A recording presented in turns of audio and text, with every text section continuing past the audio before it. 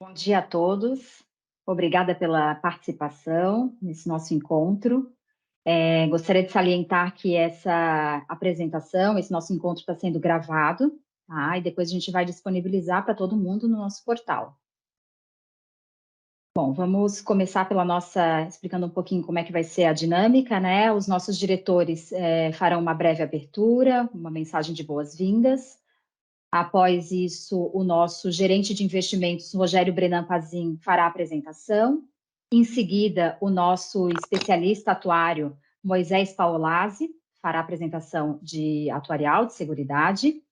E após as apresentações, a gente vai abrir para as perguntas, tá? E essa interação pode ser feita pelo nosso chat, como vocês podem observar na barra superior tem um ícone ali do chat, então se quiserem já ao longo das apresentações irem registrando suas perguntas, fiquem à vontade.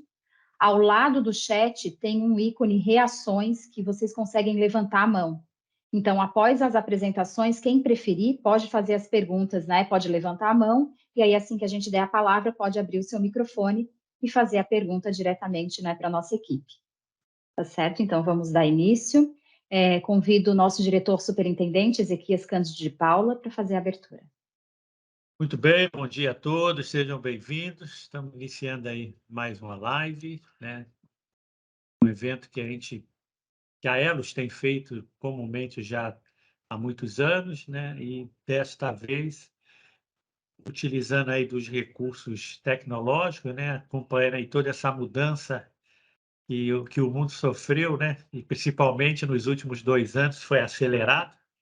E, de qualquer forma, embora não tenhamos o contato físico mais próximo, a gente facilita a participação de todos, que se pode de casa, se tiver em qualquer lugar do Brasil, do mundo, se tiver no trabalho, consegue se desligar um pouquinho e acessar a nossa live. Então, creio que se perde um pouco do ponto de vista físico, né? Nós somos muito sensoriais nesse sentido, então nada substitui uma reunião presencial, onde a gente consegue conversar olho no olho, mas de qualquer forma a abrangência passa a ser maior quando a gente tem então esse recurso tecnológico a nosso favor. Muito bem, nós vamos apresentar os resultados do ano passado, né?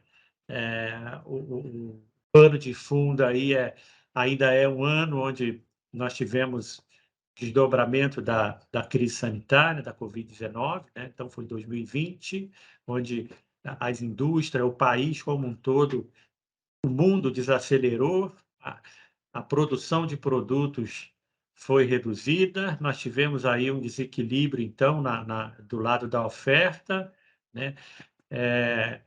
Em 2020, esse desequilíbrio foi sentido de forma mais intensa, e a gente percebe isso na inflação, né? Tivemos a inflação acima de 10%, dependendo do índice que se use aí como referência, bem mais que isso até, então é fruto desse desequilíbrio, e isso impacta em diversas facetas, aí, em diversos aspectos, e impacta também no resultado dos investimentos, né? Mas nós temos uma tranquilidade em função de saber que nós já passamos por crises antes, né? Um exemplo muito clássico foi recente, mais recente, 2008, onde tivemos a crise nos Estados Unidos com a bolha imobiliária, que ficou conhecido como subprime, e nós tivemos uma bolsa negativa em 40% num ano, em 2008, e em 2009 ela teve positivo acima de 80%. Então,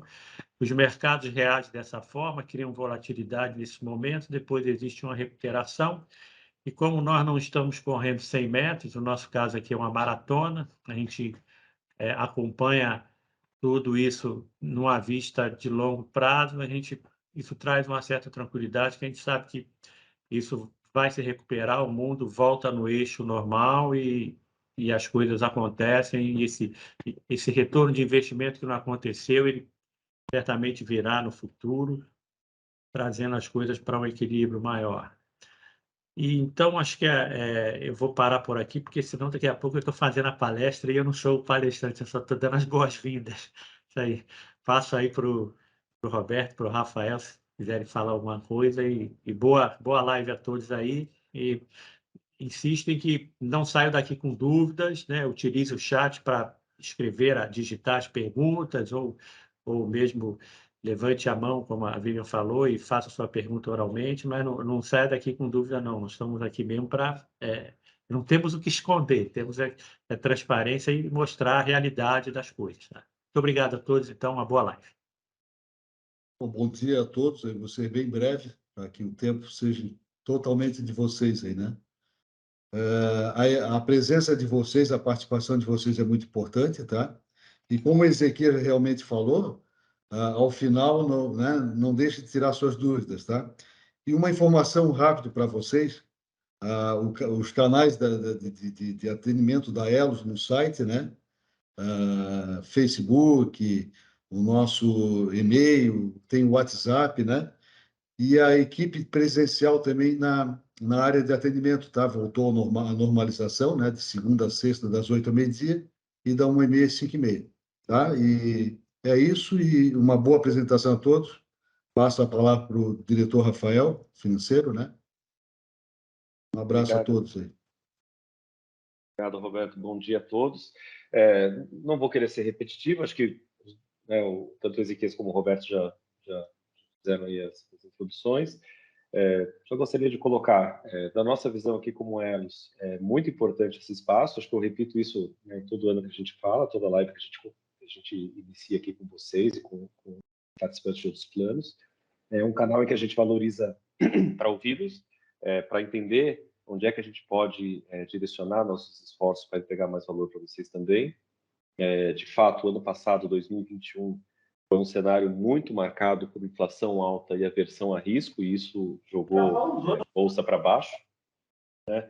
E o nosso papel aqui hoje, que a gente gostaria é de esclarecer como é que a estratégia da Elos foi executada para que isso continue a agregar valor aos senhores e ao plano no longo prazo, e qual que é a estratégia daqui para frente, qual que é o panorama daqui para frente também, né, para execução aí dos compromissos do plano VD. Eu passo a palavra para a Vivian novamente e boa apresentação a todos. Obrigada, Rafael. Vamos começar, então, com a apresentação do Rogério sobre investimentos.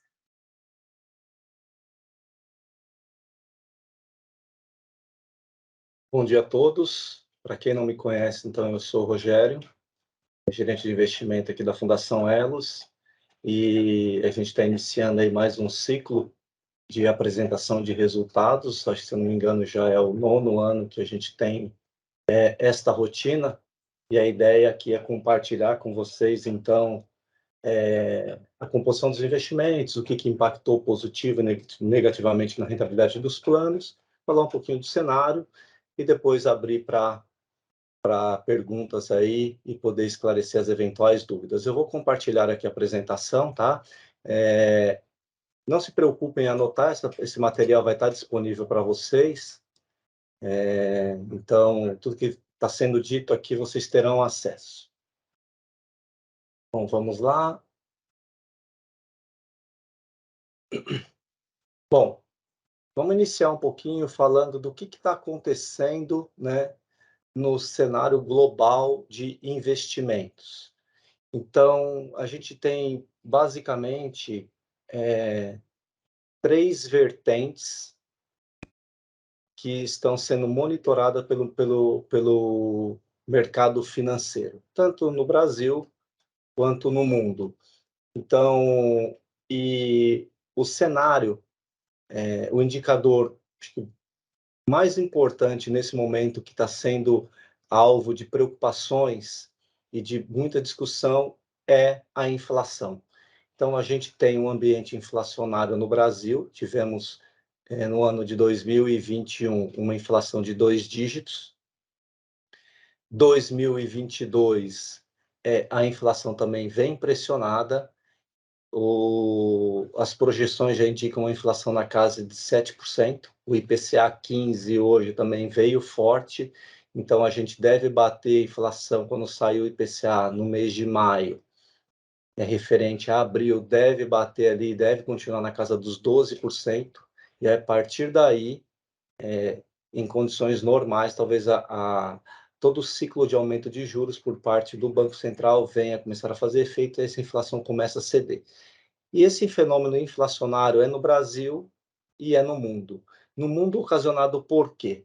Bom, o primeiro ponto ali é esse conflito entre Ucrânia e Rússia. Por que esse conflito? Porque ele encarece as commodities, né? Então, a gente teve aí uma puxada muito forte no preço de petróleo, de minérios, derivados de alimentos, e isso, na ponta final, acaba acarretando aumento de preços e aumento de custos. Temos na China ainda Covid, né? Tivemos aí a tolerância zero por parte do governo chinês em relação aos casos de Covid, com algumas cidades já efetuando lockdown. E isso implica no quê? Implica novamente o que a gente já viu em 2020 e 2022, uma ruptura na cadeia de suprimentos. Então, a gente tem ali a cadeia produtiva sendo impactada negativamente, aí, novamente, né, lei de oferta e demanda, quanto menos produto, maior o preço, que o resultado final disso é aumento de custo, aumento de inflação. Então, essa inflação é um fenômeno global, está impactando na Europa, está impactando na América, está impactando na América do Sul. E qual a diferença desses países? Que alguns já iniciou o aumento de taxa de juros há algum tempo, outros estão atrasados, né? Eles dizem atrás da curva, entre eles a Europa e os Estados Unidos. Então, o Brasil, a gente já viu, né, o Banco Central, o Copom especificamente, aumentando os juros. A gente já estava com juros no ano passado na casa de 2%, já estamos atualmente na casa dos 11%. Os Estados Unidos vai começar a iniciar esse aperto monetário e a Europa também. E aí o grande ponto de interrogação é qual será a intensidade do aumento de juros nos Estados Unidos? Essa é a dúvida. Que vai aumentar os juros lá, isso é líquido e certo. Agora, vai aumentar para quanto? Esse aumento de juros vai provocar o quê? Vai provocar uma recessão? Ou vai ser suficiente para controlar a inflação americana e não causar uma recessão na economia? Esse é o grande ponto. E por que esse cenário vai impactar nós aqui no Brasil, sendo que os Estados Unidos está tão distante? Porque o mercado é globalizado. Então, do mesmo jeito que o dinheiro entra na economia brasileira, ele sai. Nós tivemos, então, um ano de 2022 muito positivo, né, para o mercado financeiro, especialmente em março, por conta de uma entrada muito forte de recurso externo, 60 bi aproximadamente. Abril, quando começou toda essa discussão mais intensa da probabilidade de o Banco Central americano, né, o Copom deles de lá, aumentar os juros, esse dinheiro começou já a sair do Brasil e migrar para o título americano, com as taxas de lá. Então, sai dinheiro da renda fixa, sai dinheiro da renda variável. Então, quando a gente tem uma pressão vendedora de ativos, consequentemente, nós temos uma desvalorização. Então, o desempenho dos investimentos no ano de 2022 vai depender, basicamente, de como será a condução do Banco Central americano no aperto monetário, na elevação de juros. Se ele conduzir um aumento de juros que proporcione o que eles chamam de pouso suave da economia, soft landing, a gente não vai ser impactado. Agora, se o Banco Central subir os juros acima de 4%, de 5%, é o que o mercado tem um número na cabeça, aí a gente vai ter uma chacoalhada maior aqui no Brasil. E aí, olhando, então, pegamos lá, temos o problema da inflação global, né? Especificamente Estados Unidos e Europa, e como que vai ser o comportamento desses bancos centrais na subida dos juros nesses mercados. E olhando para a nossa economia doméstica, nós temos ainda mais duas variáveis, né? Temos a inflação, o Banco Central vai subir os juros novamente nesta reunião agora do início de maio, e já tem as projeções de mais uma alta, a Selic chegando aí na casa dos 13%. E a outra variável, vocês sabem muito bem, todo ano que tem eleição presidencial, nós temos um ambiente de mais volatilidade, né? De mais oscilação de preços de ativos valorizando ou desvalorizando numa maior intensidade. Então, a gente tem ainda essa variável aqui, que é as eleições, e claro, as eleições são um estímulo para os governos, tanto federal ou estadual, abrirem o cofre, gastarem mais, né, para reeleições de presidentes, de governadores, de deputados, de senadores, e há um gasto um pouco maior. Então, em que nível que será esse gasto, de forma que ele não impacte a dívida pública, né, no nosso endividamento. Então, são essas variáveis que o mercado financeiro está olhando.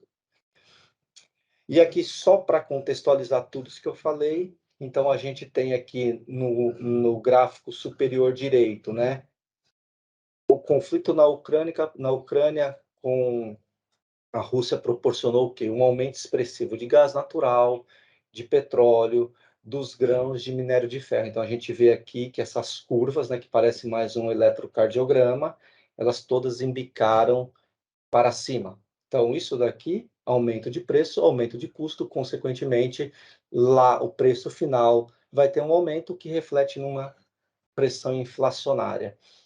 O outro gráfico superior da esquerda é as taxas de juros nas economias desenvolvidas. Então, a gente vê aqui que, basicamente, só a Alemanha e a Austrália deram uma subida nos seus juros. Estados Unidos, Reino Unido, ainda tudo muito parado, né? Tudo atrás da curva. Quando a gente olha para o gráfico de baixo, né?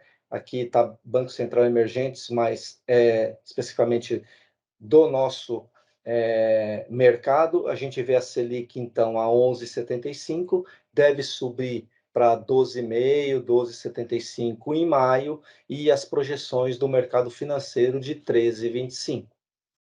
E ela começa a ceder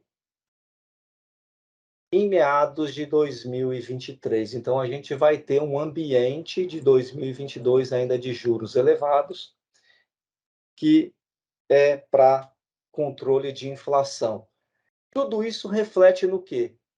Reflete em uma piora do crescimento global. Então, quando nós temos condições restritivas de crédito, esse crédito custa caro porque o juro está elevado, a economia ela dá uma estagnada, ela não cresce. Então, as projeções que eram uma economia crescendo em torno de 4,5%, essas projeções na economia global, elas estão sendo revisadas para baixo e agora já está na casa dos 3,5%. Quando a gente olha, então, para a América Latina, ainda está relativamente estável, um pouco acima de 1,5%, mas o PIB do Brasil já foi revisto. O crescimento do Brasil, que era estimado ali alguma coisa em torno de 0,5%, está 0 a 0, e o ano que vem também. As projeções depois eu apresento no final.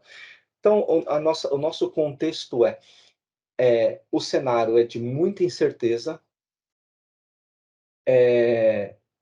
os riscos são mapeados, porém essas incertezas vêm de qual será o comportamento dos bancos centrais. A depender desse comportamento, as incertezas vão se dissipando e o cenário começa a ficar um pouco mais claro, o que facilita a tomada de decisão de investimento. No contexto global, o cenário ainda é positivo em termos de renda fixa e renda variável, né? Os preços, o Brasil foi muito depreciado em 2021, então os preços estão baratos, proporcionando ali oportunidades de investimento, mas existe essa incerteza. E o cenário de cauda é o cenário de ruptura, né, que seria um aumento, sei lá, nos Estados Unidos acima de 4,5%, 5% do juro americano, aí sim o cenário de cauda traria um reflexo muito negativo para nós. E aí, trazendo todo esse ambiente de juros, né, de economia para os investimentos, que isso refletiu nos nossos resultados? Então, quando a gente olha aqui, né, atribuição de performance, então o plano BD Eletrosul pode investir, ele pode investir e ele tem esses investimentos. IMAB, o que é? NTNB, né? É um papel que paga a variação da inflação mais um juro real. Nós temos os fundos de renda fixa, né, que é onde está basicamente o caixa do plano, que é ali que a gente tem a liquidez para pagar os benefícios de aposentadoria. Temos a renda variável, investimentos estruturados, que são os fundos multimercados e alguns fundos de participações, os imóveis, que aí a gente está falando basicamente do plano Eletrosul, o Centro Século XXI, que é um prédio comercial em Curitiba, e o segmento de empréstimos a participantes. Aqui não tem o investimento no exterior, porque foi um investimento que nós fizemos em dezembro, e aí eu não tenho o histórico dele nesse gráfico para o ano inteiro, então eu não consigo gerar. Então nós temos também um investimento no exterior. E o que a gente olha em 2021? Qual foi o grande, né, não vou falar vilão, mas o grande segmento que tirou o valor do plano, né, da rentabilidade? Foi a renda variável. Contribuiu negativamente, né? Quando a gente olha a NTNB 9,6, ela contribuiu positivamente, sim. Nesse caso, porque esses títulos são precificados na curva, né? Precificar na curva significa dizer assim, que toda oscilação de mercado, seja positiva ou negativa, não reflete no preço. Então, eu comprei esse título a 10% de taxa de juros, para daqui 2 anos, esses 10% eu vou acruando, né? Eu vou apropriando desses 10% diariamente até lá no vencimento, sem oscilação de mercado. Na marcação a mercado, se o título eu paguei, tenho 10%, ele foi para 12%, essa diferença de 10 para o 12 reflete negativamente. Se eu paguei 10 e ele veio para 9, isso reflete positivamente. É uma questão um pouco mais complexa que a gente deve tratar, se vocês tiverem dúvida, num outro fórum. Mas o que eu quero dizer é o seguinte, o IMAB ele agregou muito valor, porque os títulos estão na curva. Se os títulos estivessem a mercado, a gente teria aqui uma contribuição negativa. Então, o destaque aqui é na renda variável, né? O estruturado ficou meio que no 0 a 0 e a gente fechou aqui a 5,94 de rentabilidade nominal, abaixo da inflação. Se a gente tivesse uma carteira com 100% de NTN marcadas na curva, a gente teria batido meta. Porém, nós não temos, nós precisamos diversificar a carteira, porque só a NTN não é suficiente para garantir as obrigações do plano. Então, por isso que nós temos a diversificação da carteira em outros segmentos. A mesma composição a gente traz de 2021 para 2022. Como o mercado ele foi muito depreciado em 2021, 2022, os investidores notaram que o Brasil foi duramente penalizado, que a renda variável estava barata, a renda fixa estava barata, e entrou esses 60 bi de reais em capital externo. E aí todas as classes de ativos performaram positivamente. Então aí a gente tem o IMAB agregando valor, a renda variável, e culmina numa rentabilidade nominal de 4,34. E aqui, trazendo para vocês, né, o desempenho do plano, então, em 2021 e em 2022. Então, o plano BD Eletrosul tem 1.419 milhões de reais no programa de investimento, divididos naqueles segmentos, né, renda fixa, renda variável, imóveis, empréstimos, estruturados e exterior. Então, 2021 nós não conseguimos bater meta, 5,94, uma meta atuarial de 16,61, isso é impossível de bater meta. Uma inflação de 2 dígitos não dá para bater meta, não tem como. Né? Inflação de 2 dígitos significa dizer que a nossa moeda perdeu muito valor, os nossos ativos são muito depreciados, consequentemente o desempenho deles vai ser muito desfavorável. Então, uma inflação na casa de 10%, como foi? Quase 11%, mais um juro real, que é a meta do plano da casa dos 5%, daí o número de 16%, esse número é meio que impossível de ser batido. E aí, 2022, o cenário muda-se um pouquinho, então no ano a gente tem uma rentabilidade de 4,34 contra uma meta atuarial de 3,7. Então, no ano, a gente está superando a meta atuarial. Quando a gente olha nos últimos 12 meses, claro que o reflexo do ano anterior, que foi negativo, continua impactando no desempenho do plano.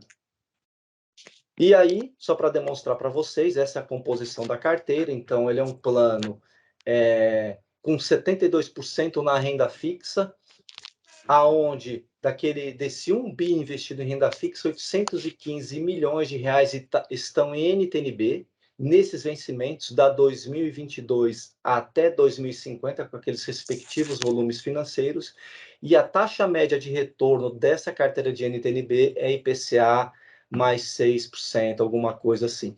Hoje, se nós formos comprar esse título no mercado, com R$100, R$1.000, 1 milhão, 10 milhões, você vai conseguir pegar IPCA mais 5,5%. Então, essa carteira foi formada ao longo dos últimos anos e a taxa de retorno dela ainda é superior às taxas que são negociadas no mercado. E olha que o ano passado, essa mesma NTN que paga hoje, em média, IPC mais 5,5%, IPCA mais 5,5%, ano passado ela pagava IPCA mais 3%. E a meta atuarial do plano é INPC mais 5%. Então, por isso que tem que ter a diversificação, porque só a renda fixa não paga a conta, ela é insuficiente para garantir, né, as obrigações do plano no longo prazo. E depois a gente tem ali um outro destaque, quase 17,5% em renda variável. Caminhando para o final, né, quero passar uma mensagem para vocês, né, é que o mercado financeiro, ele vive de oscilações, né? Ele vai ter anos super positivos, de euforia, de bolsa super valorizada, de renda fixa super atrativa, com taxa de juros baixas, e vão existir anos desfavoráveis, como foi, por exemplo, 2021, né, 2019, por conta da Covid. Só que os nossos investimentos são feitos olhando o longo prazo e não um horizonte de 6, 12 meses. E olhando esse longo prazo, como eu falei no início, toda essa depreciação que teve nos ativos financeiros ao longo de 2021, 2022, nós aproveitamos também para reforçar as nossas posições. Então, nós compramos NTNs para os planos, seja BD, seja CD, nós investimos, né, em multimercados, comprando cotas de fundos que estavam apresentando resultado bem positivos ao longo do tempo. Aproveitamos para constituir um fundo de investimento no exterior, para diversificação da carteira, para também poder buscar oportunidades lá fora. Investimos em fundos de participação, que logo após o nosso investimento, um desses fundos, que o Plano BD Eletrosul é cotista, deu quase 30% de retorno em um único dia, porque a gente teve a felicidade de entrar em um momento antes de uma reavaliação da carteira, né? E todo esse conjunto de estratégias de investimento resulta nesse filme aqui. Então, a gente tem um desempenho de 23 anos, né, do plano, de 98 a 2021. Então, a gente teve nossa economia passando por todos esses ciclos de altos e baixos, né? O plano obteve um retorno de 2.000%, contra uma meta atuarial de 1.400%. O que significa dizer isso? Que a estratégia de investimento tem consistência de resultados e tem como prerrogativa preservação de capital, mas nós não estamos imunes às volatilidades, né, às oscilações do mercado em momentos favoráveis e desfavoráveis. Então, a mensagem é essa: a gestão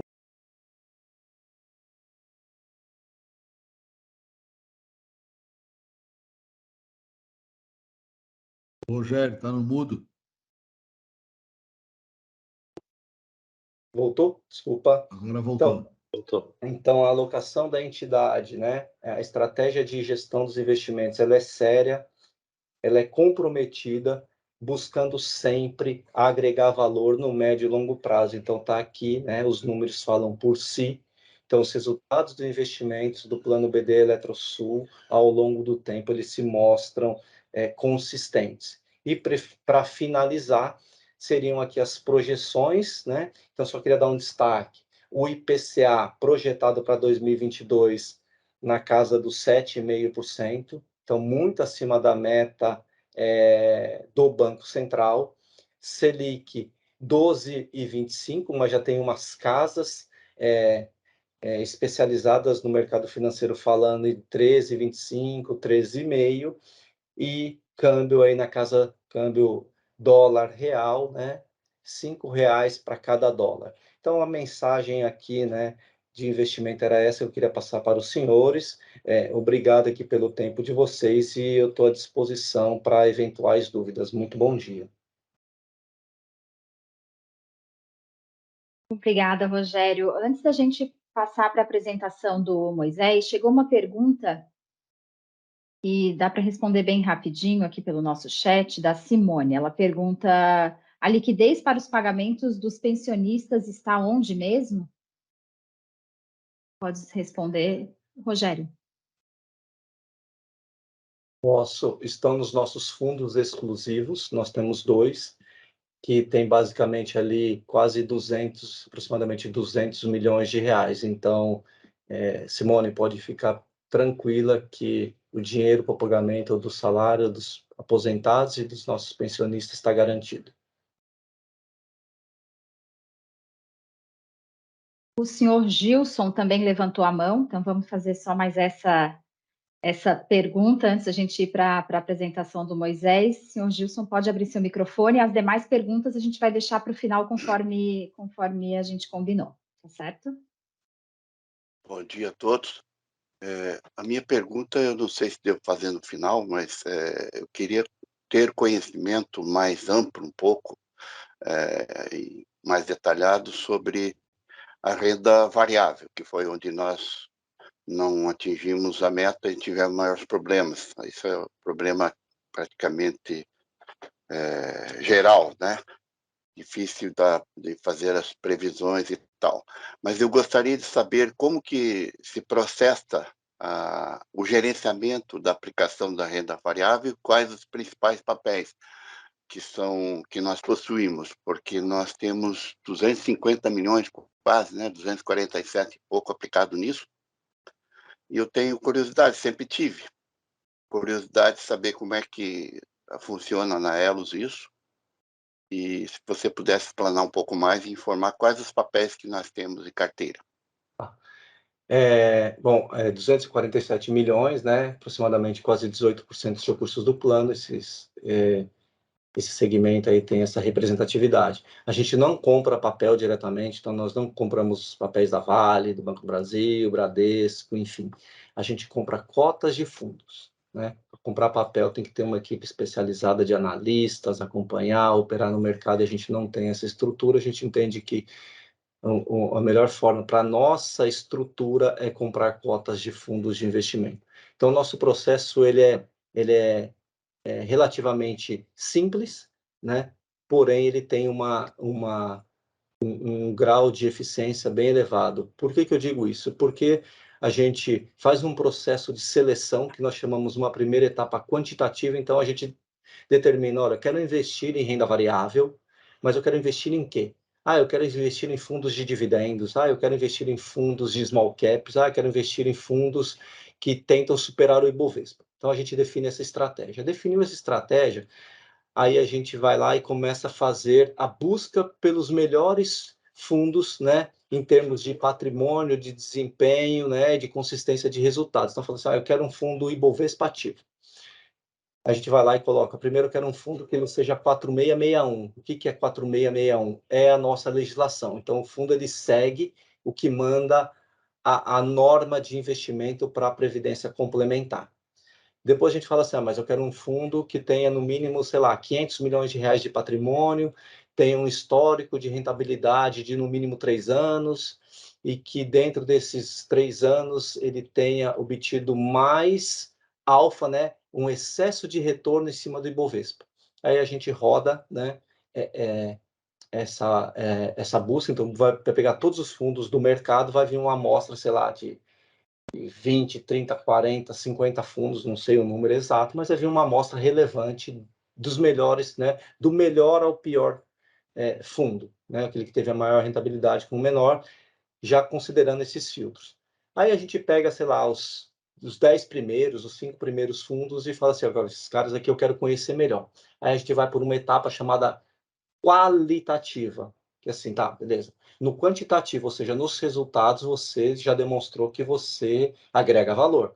Agora eu quero conhecer a outra etapa, né? Porque o resultado, ele é o resultado de um processo de investimento. Então, sim, a gente vai conhecer quem é a casa, né? Quem é a empresa que faz a gestão, quem são os profissionais envolvidos nessa gestão, qual é a qualificação desses profissionais, se esses profissionais ali atuam há muito tempo trabalhando em conjunto, quais são qual é a política de risco, né? Quais são os controles que essa casa tem para gerenciar esse portfólio em momentos de adversidade.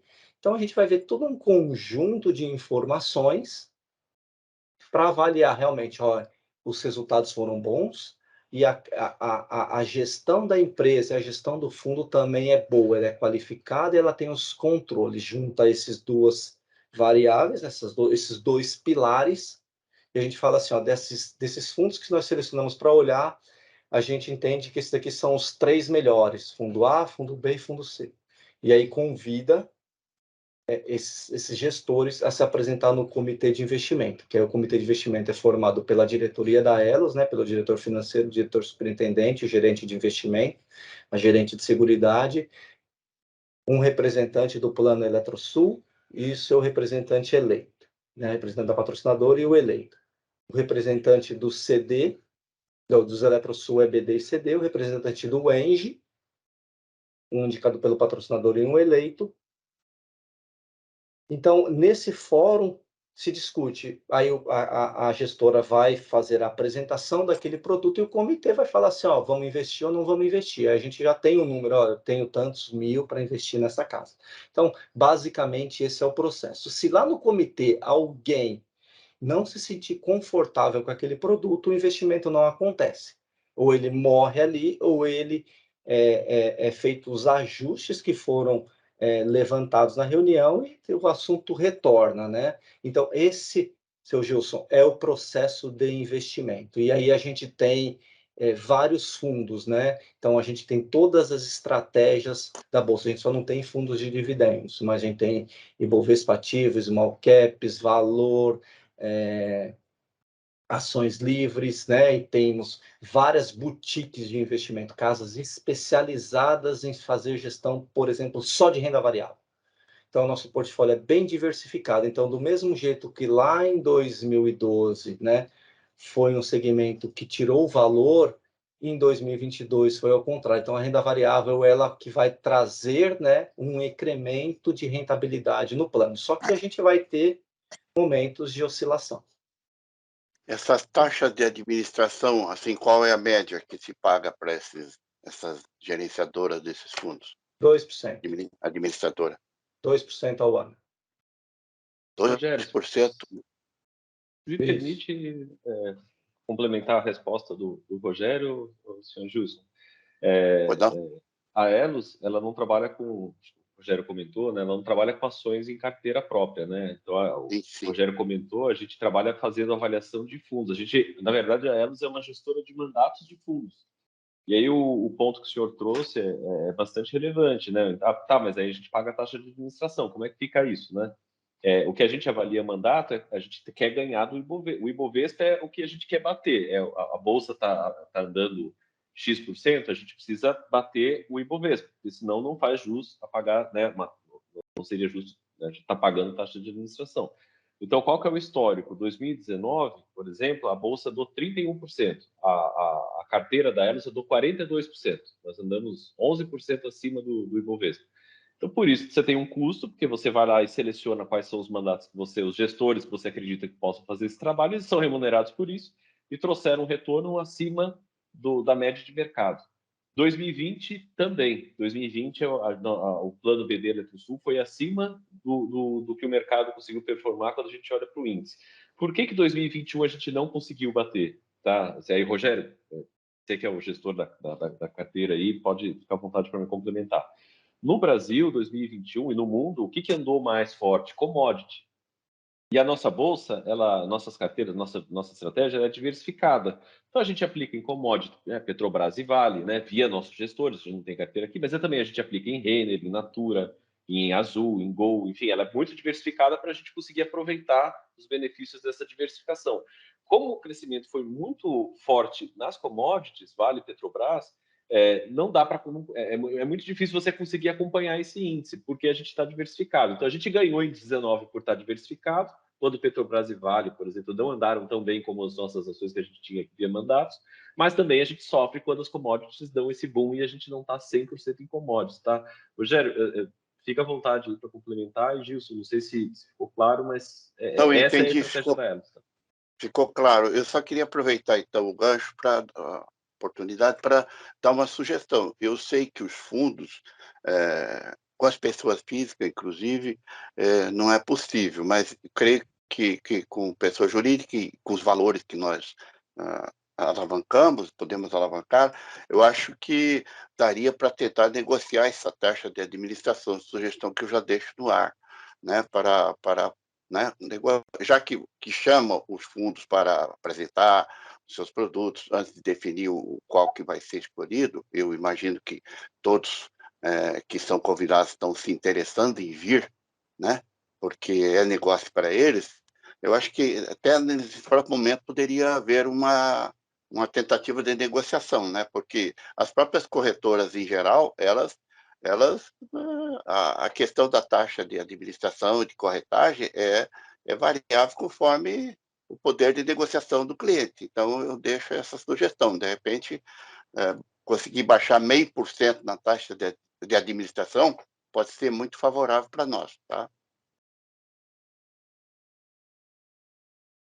Então, Gilson, isso tem algumas particularidades, né? O que acontece para a pessoa física é diferente do que acontece para o institucional, mas a gente está trabalhando, né, só para conhecimento de todos, a gente está trabalhando para colocar de pé uma estrutura aonde a gente vai conseguir, né, talvez diminuir esse custo de 2%, via fundo exclusivo, tal, mas é uma coisa que já está no nosso radar, pode ficar tranquilo que em breve a gente vai colocar isso em operação.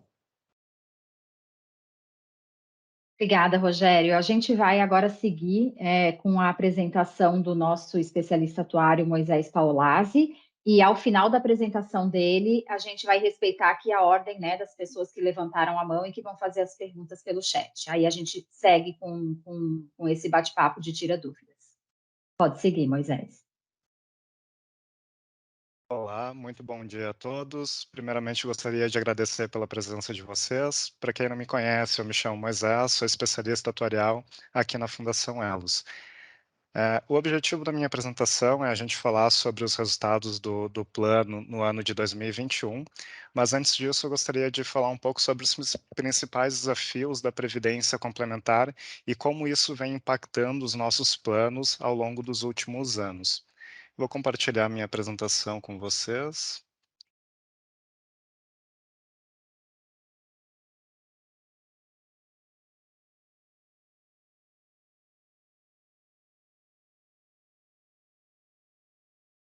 Bom, provavelmente deve estar aparecendo a apresentação para vocês, então vou iniciar falando sobre os desafios da Previdência Complementar e, de forma mais específica, sobre a longevidade.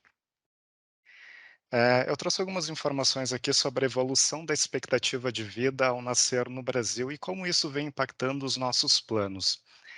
Aqui a gente tem um gráfico da evolução da expectativa de vida, considerando desde a década de 1940 até os dias atuais. A coluna em azul representa o sexo masculino e a coluna em laranja representa o sexo feminino, e aqui em cima a gente tem qual era a expectativa de vida em cada uma dessas épocas.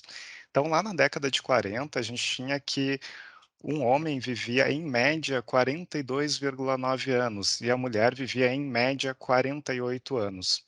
Ao longo das últimas décadas, a gente vem observando um crescimento bastante significativo na expectativa de vida. Até que nos dias atuais a gente tem que o homem vive em média 73 anos e a mulher vive em média 80 anos. Existem algumas explicações para essa evolução. Aí a gente tem alguns fatores, como o acesso à saúde, saneamento básico, educação, entre outros fatores, mas é importante a gente ver que houve uma evolução bastante significativa nesse período. Eu trouxe aqui uma informação também, que é a projeção do IBGE para a década de 2060, de como o IBGE está vendo esse crescimento. Então, para os homens, o IBGE está projetando que em 2060 a gente vai ter uma expectativa de vida de 78 anos, praticamente, e para as mulheres de 84. Então, o que a gente consegue ver com isso é que a gente tende a continuar evoluindo na expectativa de vida, talvez não em fatores, talvez não em um crescimento tão grande como se observou nos últimos anos, mas a tendência é que continue crescendo.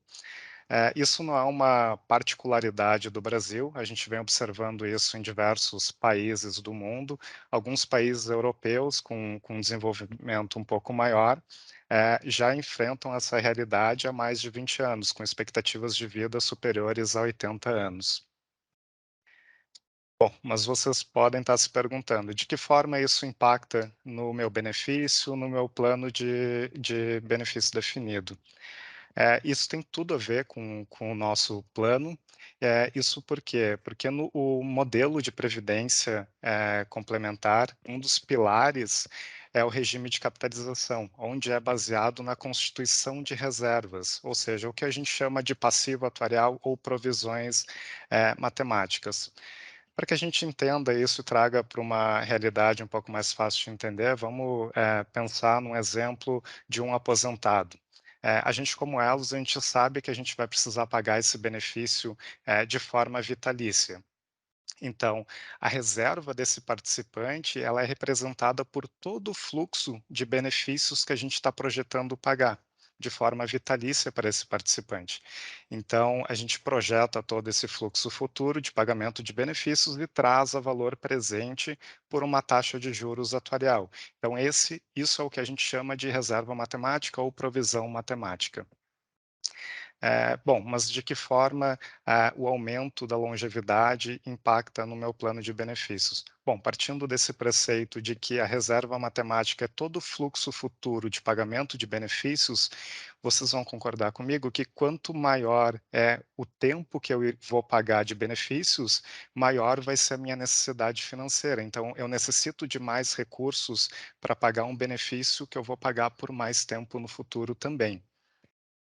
Para fins de exemplo, para cada ano adicional de expectativa de vida que é incrementado, a gente tem uma elevação no passivo atuarial, ou seja, nas reservas, no volume financeiro que eu preciso ter, em 3%. Então, para cada um ano, aumenta 3% o meu passivo atuarial. Para que isso fique de uma forma mais clara, talvez a gente falando assim não fique tão visual. Então, eu trouxe um exemplo para facilitar o entendimento. Aqui a gente criou um cenário hipotético, tá, com algumas informações, uma renda vitalícia, uma taxa de juros de 2% ao ano, 2.000 participantes, também considerando só aposentados, com uma renda entre 2 e 5 mil reais. Lembrando, só que para fins hipotéticos, não tem relação com o nosso plano. Então, aqui o gráfico, a gente consegue ver que para uma expectativa de vida ao nascer de 73 anos, a gente deveria ter algo em torno de 742 milhões de passivo atuarial. Se a gente tiver para esse mesmo grupo, com exatamente as mesmas características, uma expectativa de vida de 78,8 anos, a gente já precisa ter um passivo atuarial bem maior, de 920 milhões. Quando a gente vai para uma expectativa de vida de 82 anos, isso já passa, nosso passivo atuarial já passa da casa do bilhão. Então, a gente já está falando em 1 bilhão e 35 milhões. Então, quanto maior é a expectativa de vida, maior é a necessidade de recursos para pagar esses benefícios ao longo dos próximos anos. Então, esse é um desafio que todas as entidades de previdência, não só do Brasil, como do mundo, vêm enfrentando ao longo dos últimos anos. Outro fator bem importante que vem impactando no nosso modelo de previdência complementar é a queda na taxa de juros que a gente vem observando ao longo dos últimos anos. Eu trouxe aqui um gráfico do comportamento da Selic posicionada em abril de cada ano, dos últimos 6 anos. Então, a gente consegue observar, visualizar de forma bastante clara essa trajetória de queda na taxa de juros. A gente saiu de uma taxa de 14,25 em 2016 e chegamos à menor taxa da Selic histórica em 2,75 no ano de 2021. Tá, mas por que que isso é importante para nós? Porque a Previc, anualmente, ela divulga uma portaria com uma tabela conhecida como corredor da Previc.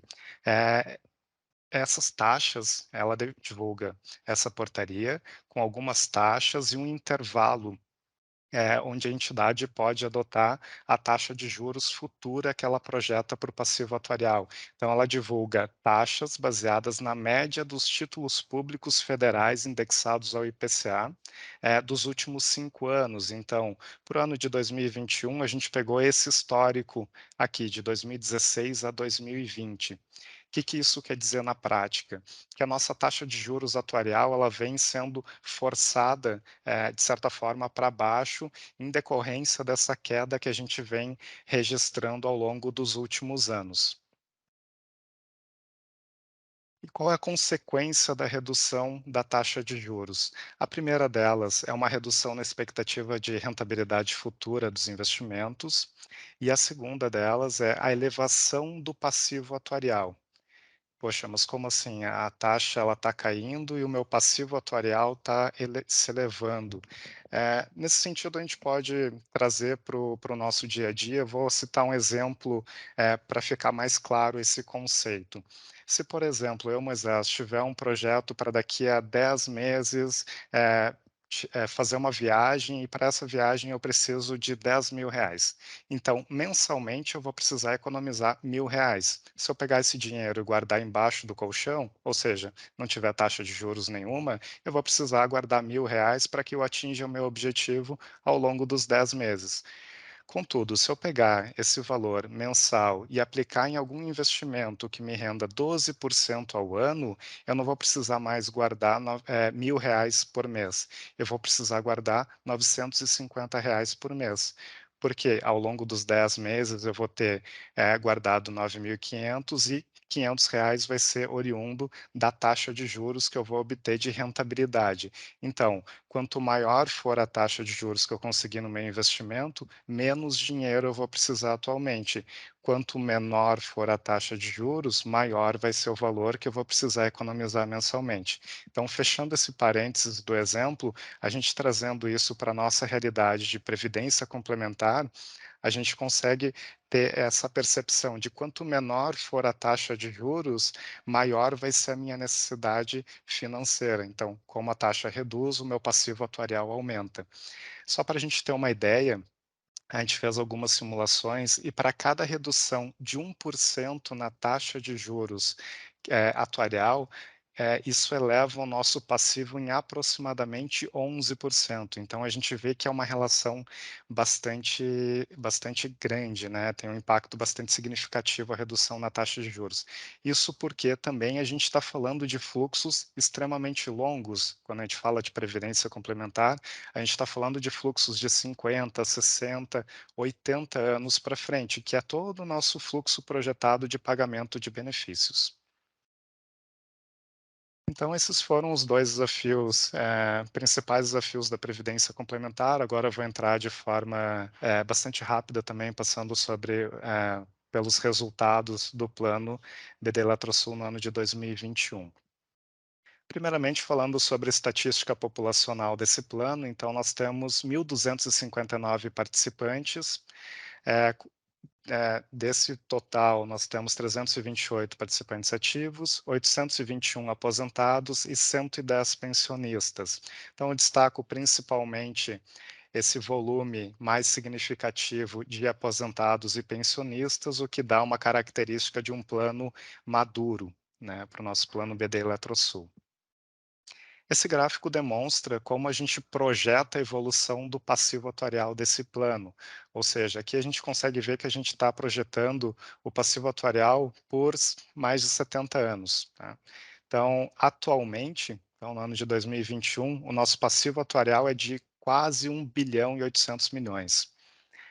E ele vai decrescendo ao longo do tempo, dada a característica desse plano, que é o quê? Ele é um plano maduro, então a gente vai ter uma quantidade de pagamento de benefícios muito maior. Então, ele é um comportamento natural esperado do passivo, que é a redução desse passivo ao longo dos próximos anos. Esse é o comportamento natural do plano e é o que é esperado. Falando sobre algumas alterações relevantes que ocorreram no ano de 2021, a gente teve o estudo de aderência, né? Estudo de aderência, para que vocês entendam, ele é um estudo que é realizado a cada 3 anos, onde a gente avalia todas as premissas que foram adotadas no plano, que são adotadas nesse plano, e a gente valida se está ocorrendo exatamente o que a gente preveu ou não. Então, a gente avalia o observado com o esperado. As premissas que a gente avalia são diversas. Vou citar algumas aqui: crescimento salarial, taxa de mortalidade geral, que é a longevidade, comentei agora há pouco, entrada em invalidez, mortalidade de inválidos, a composição familiar desse grupo, fator de capacidade, taxa de juros, enfim, são diversos fatores que a gente avalia nesse estudo. E no estudo realizado no ano de 2021, a gente observou 3 alterações que seriam relevantes a serem feitas. A primeira delas foi no fator de capacidade, que no ano de 2020 era de 97,3. No ano de 2021, a gente observou a necessidade de elevar esse percentual para 97,7. Isso trouxe um impacto no passivo negativo de 7,5 milhões. Na tábua de mortalidade de inválidos, a gente identificou a necessidade também de alteração, então alteramos da tábua T83 para a tábua MI. Isso trouxe um resultado positivo para o plano na casa de 7 milhões. Também tivemos alteração na composição familiar, aqui principalmente na diferença de idade entre o titular e o cônjuge, titular masculino e cônjuge feminino, onde nós observamos no cadastro dos participantes ativos essa mudança de característica de 4 anos de diferença de idade que nós tínhamos em 2020, a gente passou a adotar 5 anos, que foi o que a gente observou de alteração no comportamento da massa de participantes. Isso trouxe um resultado positivo para o plano, também na casa de R$ 264 mil. Se a gente for olhar essas 3 alterações em conjunto, elas praticamente se anularam. Teve uma que trouxe resultado negativo e 2 que trouxeram resultado positivo. Então, na alteração de premissas que ocorreu em 2021, a gente praticamente não teve impacto.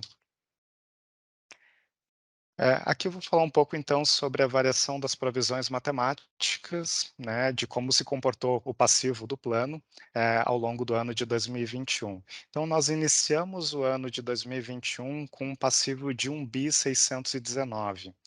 A gente esperava chegar em 1.789, decorrente principalmente do comportamento natural da massa, então a gente está pagando mais benefícios, então é esperado que esse passivo reduza. Em contrapartida, a gente teve uma inflação bastante elevada, na casa de 2 dígitos, então isso também é projetado e a gente esperava 176 milhões. Então a gente esperava um total de passivo de 1.789. Contudo, o que a gente observou na prática foi um passivo de 1.777, ou seja, o passivo ele foi menor do que o esperado, que é um resultado positivo para o plano. E isso se explica basicamente por poucas alterações que ocorreram nas características de passivo desse plano. Como mostrei anteriormente, no slide anterior, no ano de 2021 a gente fez 3 alterações que na composição final, elas praticamente o resultado se anulou. Então ficou muito próximo do que era esperado no passivo.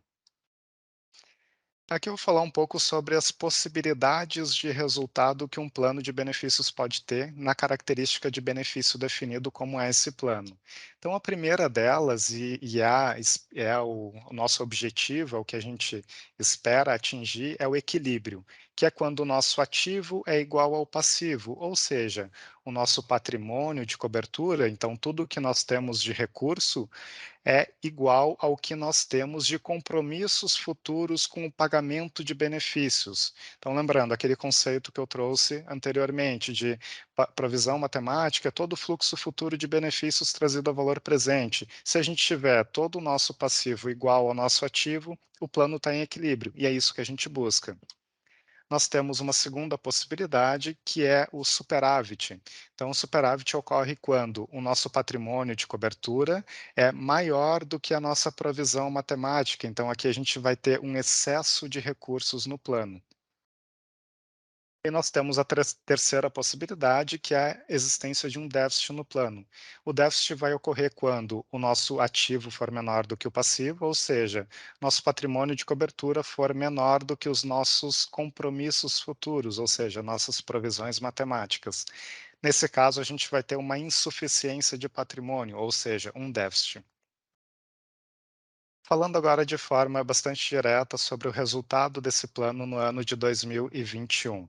Então, a gente teve um patrimônio de cobertura de 1.398 e nós tivemos provisões matemáticas de 1.777. Então, a diferença entre as provisões matemáticas e o patrimônio de cobertura é o nosso resultado contábil. Então, o nosso plano apresentou um resultado contábil de 379 milhões de déficit. Contudo, quando a gente avalia a solvência, ou seja, o resultado atuarial desse plano, a Previc permite a dedução do ajuste de precificação. E esse resultado de ajuste de precificação foi positivo em 101 milhões. Bom, vocês podem se perguntar o que é o ajuste de precificação. Então, o ajuste de precificação ele é um valor correspondente ao excedente de rentabilidade dos investimentos. Ou seja, na carteira de investimentos existe um conjunto de títulos que foi adquirido com uma rentabilidade superior ao mínimo exigido atuarial. Trazendo por um exemplo prático, a gente pode ter na carteira um título público que foi comprado de forma pré-fixada com INPC mais uma taxa de 6%. Só que a nossa meta atuarial ela é INPC mais 5%. Então, essa diferença de taxa de 1% em relação ao que a gente tem de título e o que a gente tem de meta, ele é um ganho futuro que a gente está projetando. Então, a gente traz todo esse ganho futuro a valor presente e isso é representado pelo ajuste de precificação. Então, é um ganho futuro de rentabilidade que a gente está projetando. Então, isso é positivo para o plano. Então, o nosso resultado para fins de solvência e para fins de avaliação de déficit do plano, ele ficou em 277 milhões. Se a gente voltar para o slide anterior, das possibilidades de resultado, então, o nosso plano ele tem um patrimônio de cobertura que é inferior às nossas provisões matemáticas. A gente tem o ajuste de precificação, que é um ganho futuro que a gente está esperando, dos nossos títulos públicos que estão marcados na curva. E então nós temos uma insuficiência de patrimônio aqui na casa de 277 milhões, ou seja, um déficit de 277 milhões. Esse é o resultado do plano que foi apurado no ano de 2021. Mas também pode vir o questionamento de que, poxa, de que forma a gente chegou nesse resultado deficitário de 277 milhões em 2021? Bom, inicialmente a gente parte aqui do resultado de 2020, que já havia sido registrado um déficit na casa de 138 milhões. Mas se vocês lembrarem, no ano passado não foi necessário equacionamento, porque a gente ficou muito próximo do limite que a Previc permitia. Só que ao longo do ano de 2021, a gente teve fatores que contribuíram positivamente e tiveram fatores que contribuíram negativamente para a evolução desse déficit. Então, citando o que contribuiu de forma positiva, a gente teve o ajuste de precificação, teve um impacto positivo de 5 milhões, outras variações aqui características do plano, algo em torno de 34 milhões. Estudo de aderência, que foi aquelas premissas que eu comentei, que tiveram aquelas 3 que no conjunto praticamente não tiveram impacto no plano, a gente vê que ele praticamente não teve impacto, foi 340 mil. A gente teve um fator que contribuiu com 38,9 milhões, que foi a meta atuarial do resultado contábil, que é a própria existência do déficit. Quando a gente tem um déficit, a gente espera ter um patrimônio exatamente naquele mesmo valor. A gente projeta que esse patrimônio ele vai rentabilizar a INPC mais uma taxa pré-fixada. Como a gente não tem esse patrimônio pela própria existência do déficit, ele acaba aumentando um pouco o déficit.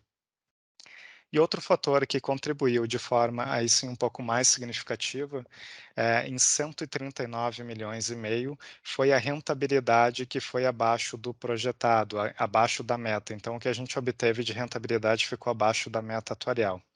Então, por isso, essa foi a evolução, esses foram os fatores que impactaram na evolução do déficit de 138 milhões em 2020 para 277 milhões em dezembro de 2021. Falando um pouco sobre isso, esse último ponto que eu coloquei, que impactou bastante no plano, que foi a rentabilidade abaixo do projetado, a gente vê que o que a gente obteve foi de 5,94 e a nossa meta atuarial era de 16,61. Como muito bem o Rogério já comentou no início da apresentação, isso foi muito impactado pelo nosso INPC, que foi na casa de 2 dígitos. A gente está falando de um INPC de 10,96. Lembrando que aqui a gente tem uma defasagem de um mês, tá? Então, o nosso INPC do plano foi 10,96, acrescido de uma taxa de juros atuarial de 5,09. Então, por isso que a nossa meta ficou bastante elevada e, infelizmente, a nossa rentabilidade não conseguiu alcançar a meta. Então, por isso que a gente teve uma contribuição significativa da rentabilidade abaixo do esperado no nosso resultado do plano. Então, indo já se encaminhando para o final, o que é o nosso resumo? Então, o nosso plano, ele se encontra, o resultado atuarial dele é deficitário, a gente está falando de um déficit de 277 milhões, ou seja, 15,6% das provisões matemáticas. Contudo, né, a Previc tem um certo limite que ela aceita que o plano esteja deficitário sem a necessidade de nenhuma providência. Existe um critério de cálculo bastante complexo que não vem ao caso eu detalhar aqui para vocês, mas eu trouxe só o resultado final. Então, a Previc ela permite que haja déficit sem necessidade de nenhum plano de equacionamento de 8,2%. Então, a gente está falando de 145,6 milhões. O que isso quer dizer? Que até 145 milhões de déficit não é necessário fazer nada. Todo valor que supera os 145 milhões é necessariamente objeto de um plano de equacionamento, de acordo com a legislação em vigor atualmente. Então, esse é o resultado do nosso plano. Então, no decorrer do exercício de 2022, a gente vai precisar equacionar esse resultado deficitário em 131 milhões, que corresponde justamente à diferença desses dois valores. Falando um pouco sobre o cronograma que a gente está projetando aqui para a implementação desse plano de equacionamento.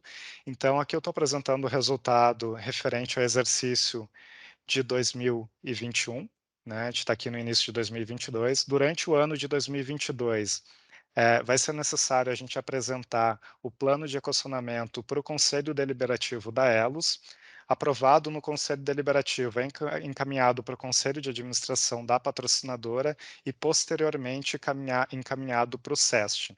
a gente só pode iniciar a cobrança após a aprovação do SEST.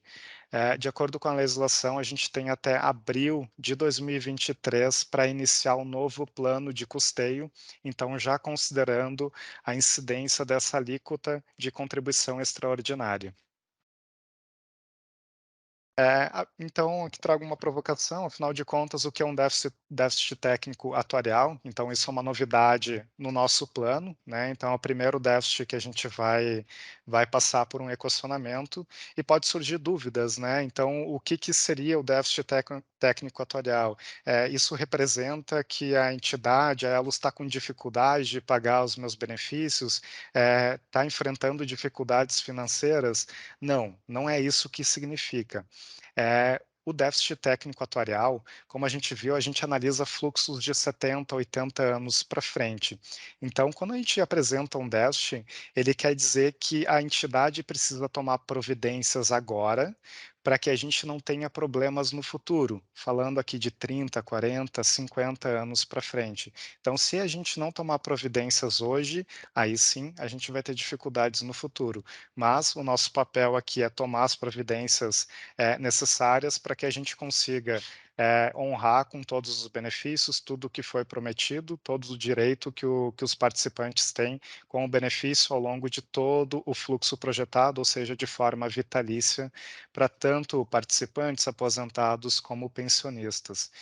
Então, senhores, era isso que eu tinha para apresentar para vocês. Passei de forma bastante rápida sobre vários pontos. Caso vocês tenham qualquer dúvida adicional, queiram aprofundar algum tema, esses são os nossos canais de contato. Eu fico à disposição para discutir qualquer ponto que vocês tenham interesse.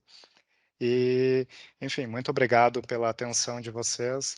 E, caso a gente não tenha mais dúvidas, um bom dia a todos. Obrigada, Moisés, pelas tuas explicações. Respeitando aqui a ordem de quem levantou a mão, né, para a nossa parte aqui de perguntas, o senhor Itamar Pacheco pode abrir seu microfone e fazer sua pergunta, por favor.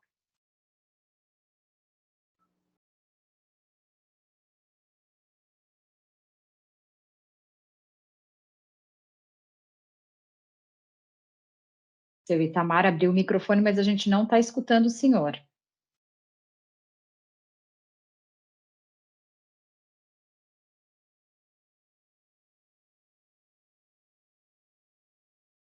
Realmente a gente não está escutando. Eu acho que vamos, então, até ele conseguir resolver essa questão com o microfone. Ou, se preferir, senhor Itamar, pode escrever no nosso chat e a gente responde a dúvida do senhor.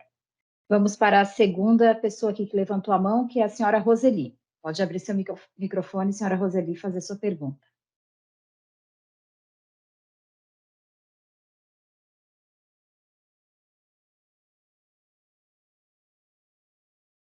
Não sei se está nos escutando. Bom, enquanto a gente resolve essa questão com os microfones, chegou também um questionamento aqui pelo chat, do senhor Vitor Manuel. Qual a média de idade atualmente dos participantes do BD Eletrosul? Moisés, pode responder para a gente?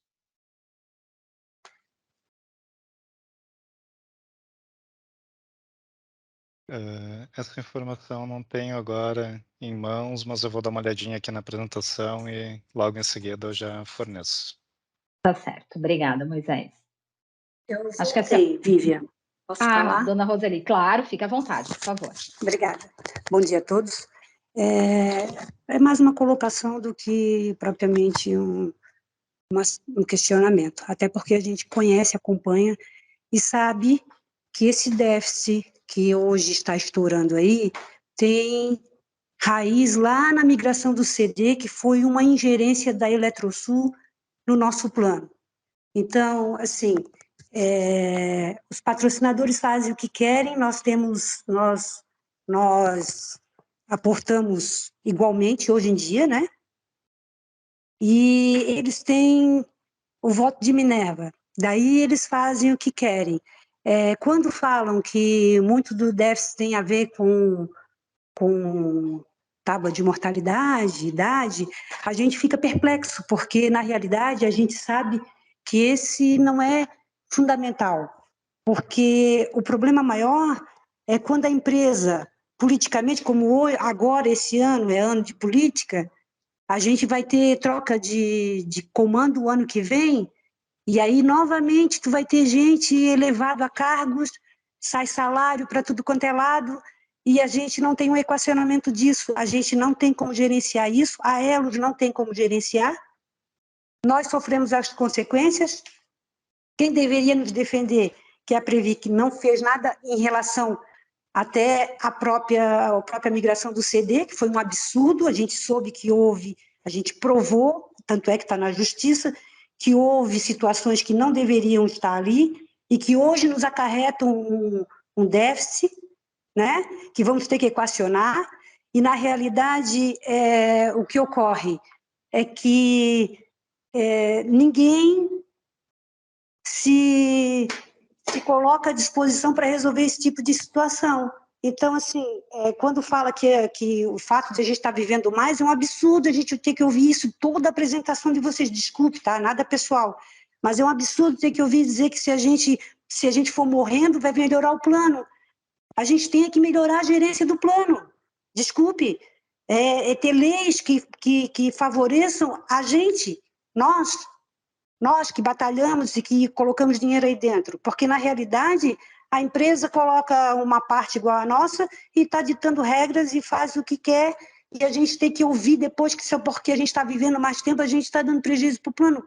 Vamos combinar que a coisa não funciona dessa forma, né?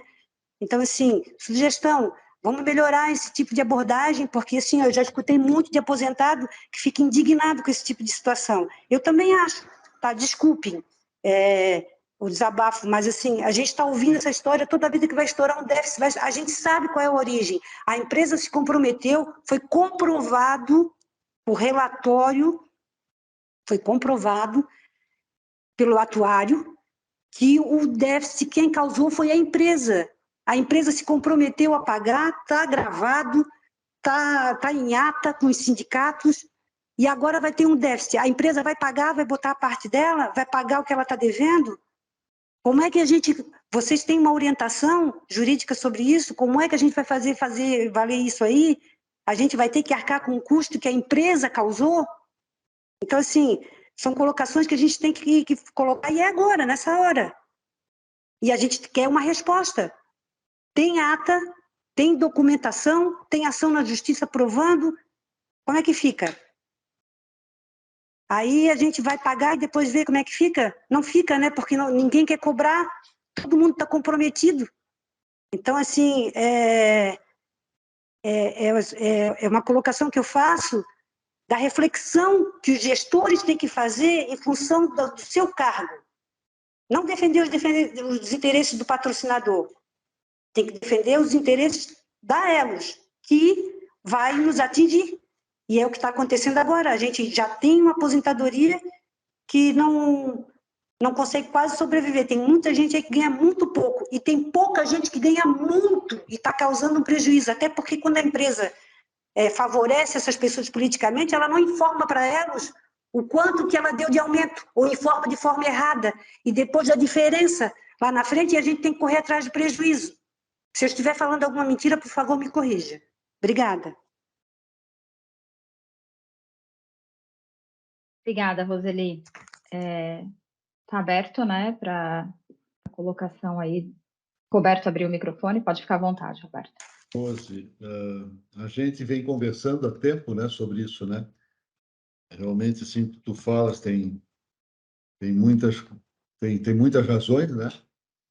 E a gente vem discutindo isso praticamente quase todo mês, né, Rose?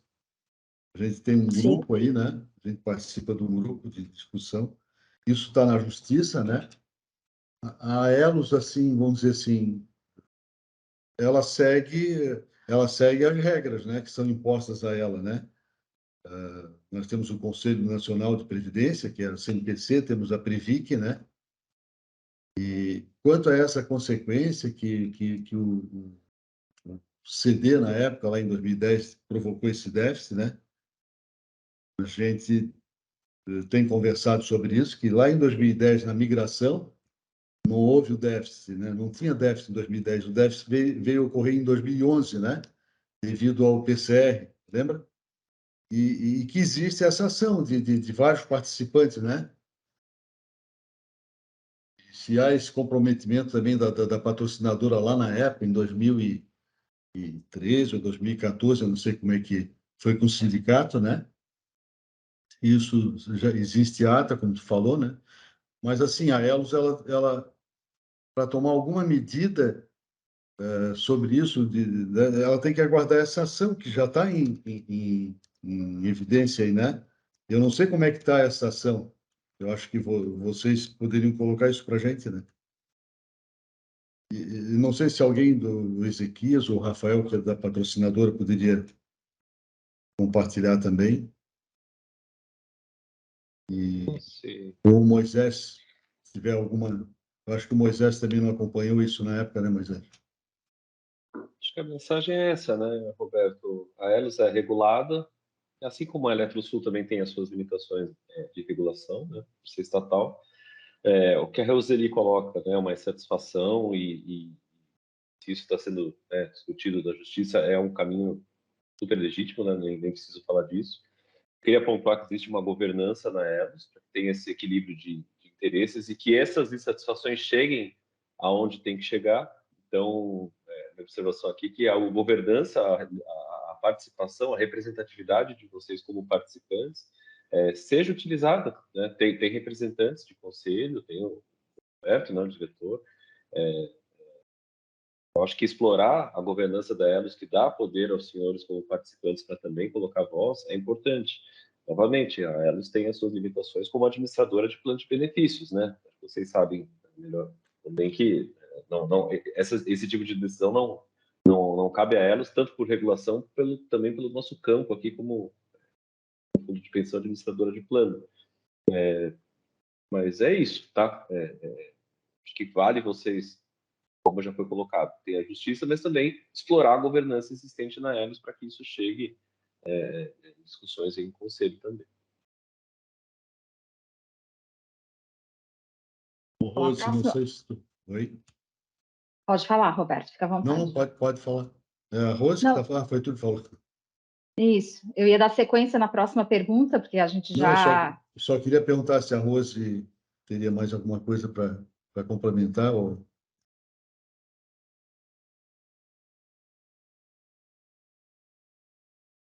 Rose?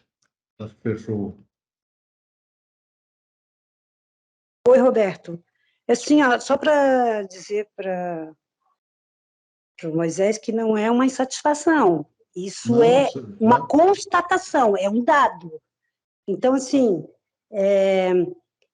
embora tenha sido outra gestão, tudo é um ato contínuo, tudo é empresa. Eu quero saber se foi estudado, se a Elos tem alguma resposta para nos dar, em que posição a gente se encontra, porque, assim, nós estamos todos aflitos com essa situação desde 2011, porque nós tínhamos um superávit de 37 milhões, e do dia para a noite, depois da migração do CD e favorecimento de alguns empregados, muito poucos, a gente teve um déficit enorme em função dessas pessoas. É impossível. Teve gente que migrou ali com coisas que a gente vai passar uma vida inteira e não vai ter. Então, assim, eu estou falando de caso verídico, de prova, e falo para vocês e mostro, e a justiça vai mostrar. Então, assim, se isentar nesse momento, não tem como. A Elos tem que fazer uma revisão desse tipo de situação, e não pode mais permitir que isso aconteça. O INSS, por exemplo, faz um levantamento dos 80 últimos meses para te aposentar. A Elos continuou com os 36 porque alguns diretores tinham interesse. E aí teve gente que tinha salário baixo, passou para salário alto nos últimos 36 meses, entrou para o CD com um salário de gerente, gente que ganhou uma diferença de quase 10 mil reais de salário. Gente, é só fazer a conta. Aí depois dizer que o plano está afundando porque a gente está vivendo mais, é uma piada de mau gosto, né, gente? Vamos combinar que esse tipo de situação, essa abordagem não pode mais existir dentro da... É um caso para se pensar em formas de administração do patrimônio que se tem, mas não para se dizer que o plano tem interferência em função disso, porque muito mais do que isso são as políticas que a patrocinadora impõe, que a Elos tem que engolir e que nós temos que engolir. A gente não vai mais engolir. Tá? Não é nada pessoal contra ninguém. Não vai mais engolir. E aquilo que tiver que ser, vai ser feito, e daqui para frente, o que tiver que ir para a justiça, vai para a justiça. Infelizmente, nós vamos ter que arcar com isso, porque até para isso a gente vai pagar junto.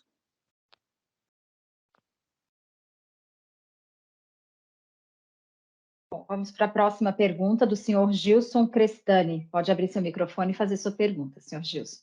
Fique à vontade. Bom, eu não estou... Perdi aqui o mosaico aqui, não estou vendo todo mundo, mas primeiro é uma sugestão também com relação à própria reunião, né? Eu creio que agora com essa publicação do déficit técnico atuarial vai dar uma agitada nos participantes, né? E vai gerar muita dúvida, muita curiosidade. E a minha sugestão é que as próximas e todas as reuniões sejam híbrida, presencial e online, porque nós temos mais de 1.200 participantes e eu nem sei quantos estão participando hoje da reunião, mas eu acredito que não são muitos, né? Então, a sugestão é essa, é uma questão de forma que a Elos tem condições de fazer isso e que faça dessa maneira, porque vai só trazer benefício para todos. E outra é que as perguntas sejam feitas após cada palestra, porque aí fica mais fácil até para recorrer, para o próprio apresentador fazer as respostas às indagações, e às vezes as pessoas não têm como anotar também, se estão presencial, nem sempre é possível anotar a dúvida que tem. E nessa linha, eu tenho uma pergunta. A primeira, que é o palestrante Moisés, que falou sobre o estudo de aderência. Eu não entendi direito quando ele falou sobre capacidade de benefício. O que é bem isso? E a segunda é como está os ingressos de novos participantes, né? Porque tudo isso que está acontecendo, e a gente está participando hoje aqui, vai gerar preocupações para muitos. Isso, o próprio déficit, ele chega a ser assustador, até para novos integrantes, né? Um empregado novo que entra na patrocinadora, por exemplo, quando há uma apresentação, não sei se está havendo campanhas também para arrebanhar novos participantes, que isso é uma forma de reduzir o déficit. Isso é preocupante, né? Porque vai formando bolo de neve. Quanto menos ingressos, maior déficit, maior o bolo, e o bolo de neve vai crescendo. Então, essa insatisfação, constatação, como mencionado pela Roseli, eu acho que vai afetar um dia a todos, inclusive os representantes das patrocinadoras. Eles não têm que ter, no meu ponto de vista, só apenas conhecimento técnico, tem que ter empatia, né? Porque um dia, espera-se, a menos que ele esteja ali passageiramente naquela empresa, mas imagino que eles esperam que possam usufruir também um dia do benefício. Então, tem que ter essa visão também quando participar das decisões, né? Porque a empresa, a gente sabe muito bem, ela visa o lucro, não somente o lucro. Não tem ações na bolsa, mas é premida pelo lucro. Então, acho que os representantes têm que ter essa visão também.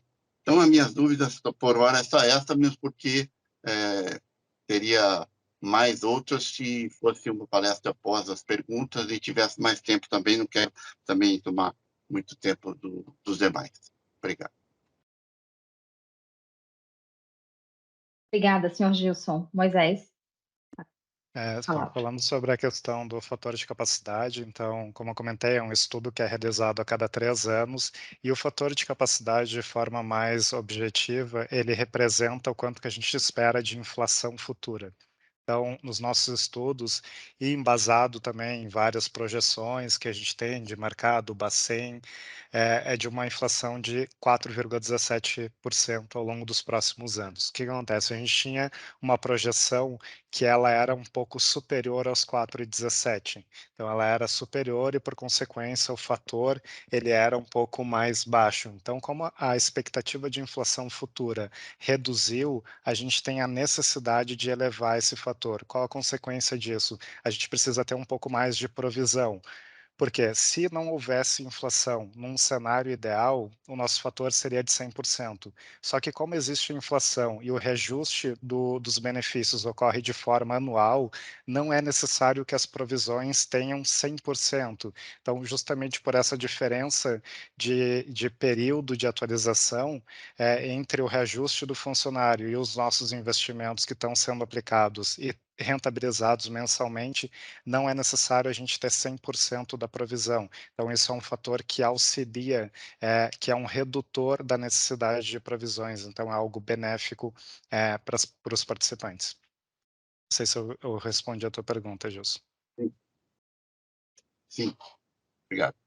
Já aproveitando a oportunidade também, Vivian, se me permitir, eu fiquei de responder para o Vitor, né, qual era a nossa idade média do plano. Eu consultei agora o nosso relatório, é de 62 anos, tá, Vitor?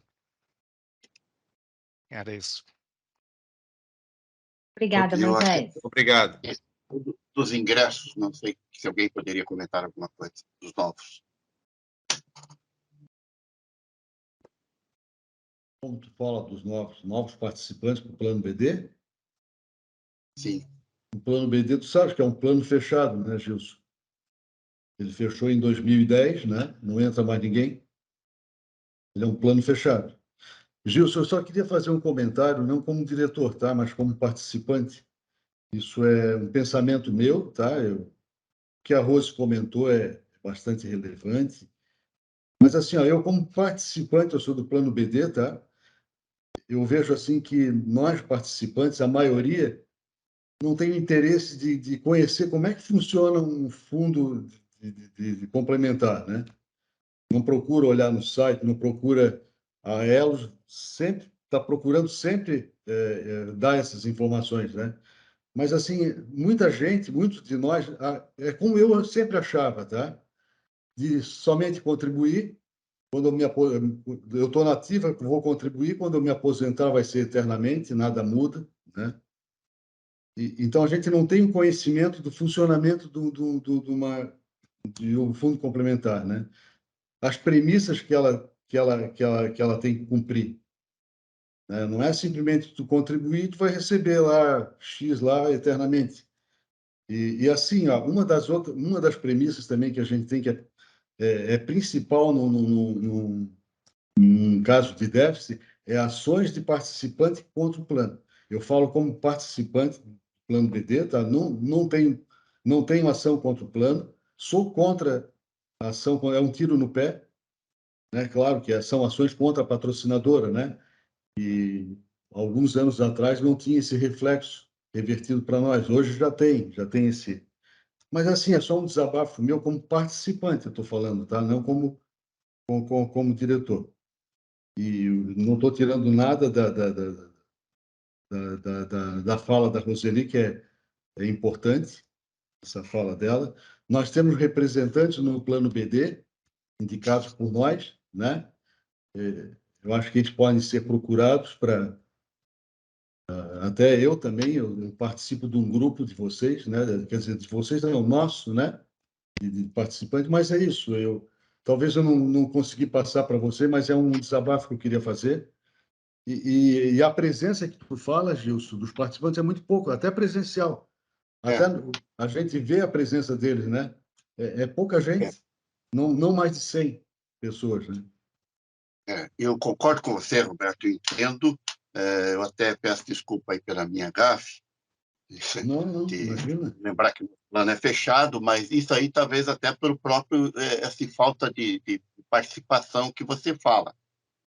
Mas essa falta de participação, eu creio que ela agora vai começar, porque quando aperta no bolso, É a isso que eu ia pessoa falar. corre, aí querem saber tudo, querem sacrificar, querem ver quem é os culpados, aquela coisa toda. Então, a minha sugestão permanece que se faça as reuniões presenciais e online, né? Que eu acho que cabe também à direção incentivar isso, porque se o pessoal não é interessado, tem que haver uma motivação para isso. O pessoal não está motivado, vamos trabalhar então em cima disso. Hoje a Tá gente bom? está trabalhando isso, Gilson, através de WhatsApp, através do Message, através de SMS. Então, nós temos uma diretoria aqui aberta, né, de portas abertas também. O participante pode procurar nós aqui na Elos, também, se tiver dúvida, a gente está aberto para isso. A gente tem feito algumas lives com alguns participantes também, a pedido, né? É isso, eu não quero tomar mais tempo, quero deixar para vocês aí. Desculpa. Obrigada, Roberto. Pela ordem das perguntas que estão chegando, a gente tem mais uma aqui pelo nosso chat, do senhor Roger Dutra. Ele pergunta: neste momento, diante dos valores apresentados, já existe um estudo do percentual que o participante do plano vai precisar contribuir?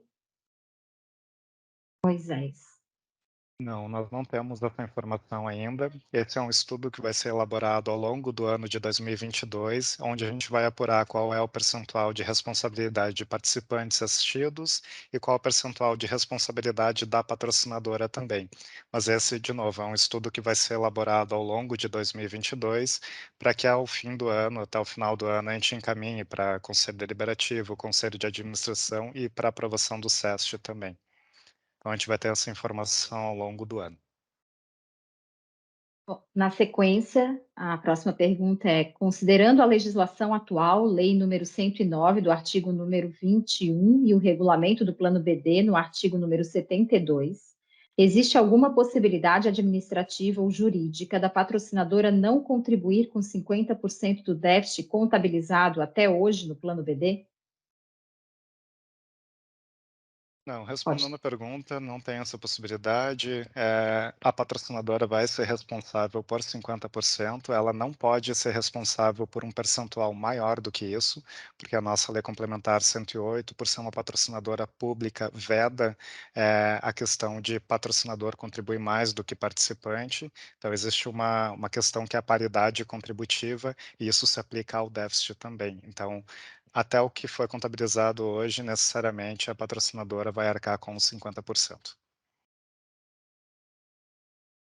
Bom, aqui voltando para quem levantou a mão, o próximo da fila aqui é o senhor Luiz Mendes. Fique à vontade para abrir seu microfone. Bom dia a todos e a todas.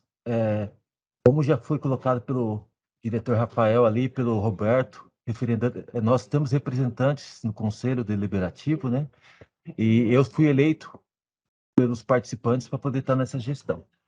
E queria colocar que de tudo que foi exposto aqui, da realidade do nosso plano que nós estamos enfrentando hoje, de déficit, que quando ocorreu aquela migração em 2010, 2011, houve um movimento por parte dos empregados, principalmente ativos aqui da empresa, com os aposentados, para que a gente pudesse ter os olhos mais próximos da fundação. Nós tínhamos nossos representantes, mas da necessidade de nós acompanharmos, tá? Esse movimento nasceu aqui dentro da empresa, mas com a contribuição de muitos, ali a Roseli, o Schneider, que eu percebo aqui, o Brustolin, e a gente tem acompanhado. E acho que a gente tem que fazer uma distinção muito grande, o que é o trabalho da Elos e o que é a nossa discussão, muitas vezes, com a patrocinadora CGT Eletrosul hoje. Nós questionamos muito a migração de 2010. Ela inicialmente não gerou impacto em nosso plano, mas só que, por exemplo, foi redigido um parecer por parte da patrocinadora, onde constatou, sim, que gerou um déficit as movimentações do plano de cargos e salários implantados naquele período. E a fala da Roseli, quando ela coloca ali que nós tivemos o compromisso por parte da patrocinadora, é que quando ela trouxe o atuário para nos conversar com os participantes aqui na empresa em 2013 ou 2014, nós levantamos esse questionamento, apresentamos o parecer que já era de conhecimento e foi contratado pela patrocinadora CGT Eletrosul, e ali um assessor, hoje aposentado, ele afirmou que a empresa estava ciente, sim, da responsabilidade dela, e quando ocorresse qualquer déficit, ela iria honrar. Foi esse o compromisso. Sabemos que foi palavras aos ventos, porque existe uma legislação que impede esse aporte direto. O próprio TCU iria questionar. Foi por isso que nós entramos com uma ação, eu falo assim como participante, e essa ação decorre da justiça. Mas a morosidade da justiça talvez vai descasar com a necessidade da empresa ser responsabilizada antes de nós viermos sanar um futuro déficit. Então, ocorre que a ação, sim, está correndo. Como representante do Conselho, a gente toma consciência de todas as ações judiciais, mas, como participante, nós queríamos que a velocidade dessa ação fosse um pouco mais rápida e que a empresa, no mínimo, chegasse a um acordo conosco. Estamos acompanhando, mas só que o movimento é lento, tá? Infelizmente, o ano de 2020 e 2021 trouxe percalços muito grandes para o nosso plano. Nós estávamos numa crescente. Para quem acompanhasse até 2019, o nosso resultado estava melhorando, independente dessa ação, mas 2020 e 2021 trouxe um déficit muito alto, muito impactado pela rentabilidade dos nossos planos, mas sabemos que isso foi uma situação nacional, né? A maioria dos planos de benefícios definidos tiveram essa situação. Então, mas eu queria colocar que quando nós temos o questionamento por parte da patrocinadora, nós temos essa ação. E muitas vezes a gente tem que esperar a definição da justiça para que a gente possa ser contemplado ou não. E hoje, infelizmente, a gente está na iminência de ter que sanar um déficit sem que a empresa seja responsabilizada por uma decisão que foi dela e ela assumiu um compromisso conosco aqui no Tartarugão, e muitos aqui estavam ali presentes, e depois se fez quieto esperando que a justiça determinasse ou não.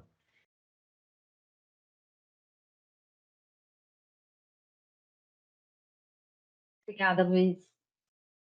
Não sei se alguém gostaria de comentar, senão a gente já vai para o próximo questionamento, que a gente já se aproxima aí do meio-dia, e eu acho que o nosso tempo limite, inclusive, já esgotamos, mas a gente pode tocar até meio-dia, já que a gente ainda tem algumas perguntas, algumas pessoas com a mão levantada.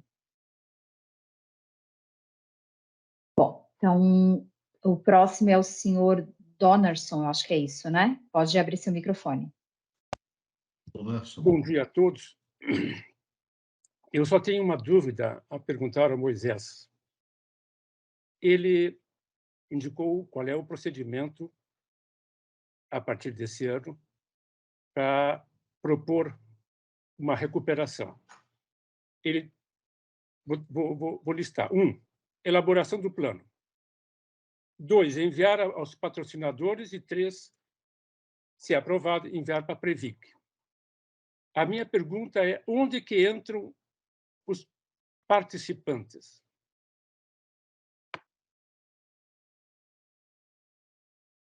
Bom, respondendo à pergunta, é isso mesmo. Então, no ano de 2022, a gente faz o plano de equacionamento, onde a gente apura os percentuais, passa pelo Conselho Deliberativo da ELUS, onde também tem a representação dos participantes.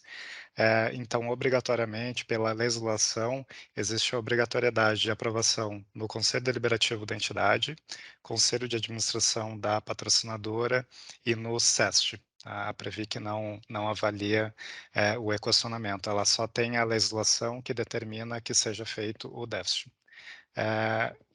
Então, basicamente é isso, assim, a participação do participante, ela seria no Conselho Deliberativo com a representação. Isso não representa também a necessidade de aprovação da patrocinadora, por exemplo, e a aprovação do SEST. Eles não vão questionar o valor que está sendo equacionado, né? Então, eles não podem questionar porque isso é a própria Lei Complementar 108. O que pode vir a ter questionamento é a forma como vai ser equacionado, percentuais, contratos e a forma como vai ser pago. Então, seria basicamente isso. Próxima pergunta é do senhor Dalvir. Pode abrir seu microfone, por favor. Bom dia a todos. Mas com relação à participação, então, uma equipa vai mais com os diretores, a gente observa alguns movimentos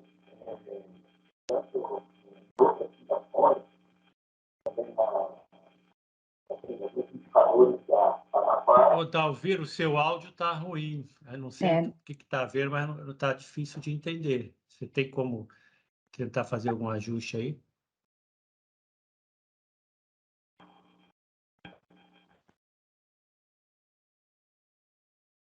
Senhor. Melhorou, Ezequiel? Agora sim.